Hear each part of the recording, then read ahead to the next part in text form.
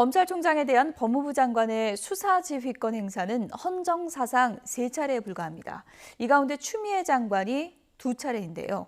구체적으로는 6건의 개별 수사 사건에서 윤석열 총장을 배제하도록 지휘를 했는데 직권남용 소지가 있다는 지적도 나오고 있습니다.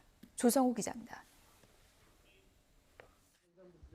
헌정사상 처음 수사 지휘권을 발동한 건 지난 2005년 당시 천정배 법무부 장관입니다. 국가보안법 위반 혐의로 고발된 강정구 동국대 교수를 구속수사하겠다는 검찰과 이견을 좁히지 못했습니다. 천 장관은 불구속 수사를 지시했고 김종빈 당시 검찰총장은 지휘를 받아들인 뒤 항의 표시로 자리에서 물러났습니다. 검사의 소신을 보장하려는 저희 충정에도 불구하고 구체적 수사 지휘권이 행사되는 순간 그동안 우리가 쌓아온 정치적 중립의 꿈은 여지없이 무너져 버렸습니다. 그리고 15년 만에 추미애 장관이 다시 수사 지휘권을 꺼내들었습니다. 지난 7월 채널A 강요미수 의혹 사건 수사에서 윤석열 검찰총장을 배제한 데 이어 석 달 만에 라임 관련 사건과 윤 총장 가족, 측근 사건 등 5건을 한꺼번에 묶어 총장 지휘를 배제하라고 지시했습니다. 취임 9달 만에 2차례, 모두 6개 개별 사건에 대해 장관 지휘권을 행사한 겁니다. 법조계에서는 비판적인 목소리가 이어졌습니다.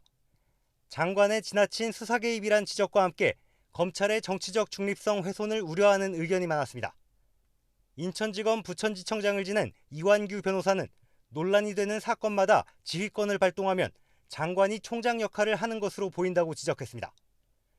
검찰권 행사가 헌법이나 법률에 어긋날 때만 제한적으로 쓰여야 한다고 덧붙였습니다. 김한규 전 서울변호사회 회장은 윤 총장이 수사에 관여했다는 단서 없이 가족사건 수사 지휘를 한 것은 요건을 갖췄는지부터 의문이라고 지적했습니다.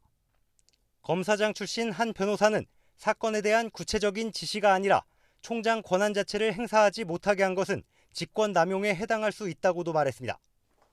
공정한 수사보다는 윤 총장의 거취를 압박하려는 목적이란 분석도 나왔습니다. 김경수 전 대구고검장은 지휘권 발동은 현상일 뿐 실질적으로는 윤 총장을 내보내기 위한 수단으로 보인다고 말했습니다. 윤 총장이 곧바로 수사 지휘를 받아들인다는 입장을 밝힌 만큼 검찰 내부에선 공개적인 비판은 자제하는 분위기입니다. 윤석열 총장은 모레 국회에서 열리는 대검찰청 국정감사의 모습을 드러냅니다. 사람에 충성하지 않는다는 말을 남겼던 윤 총장이 현 상황에 대해 작심 발언을 내놓을지 관심이 쏠립니다. YTN 조성호입니다.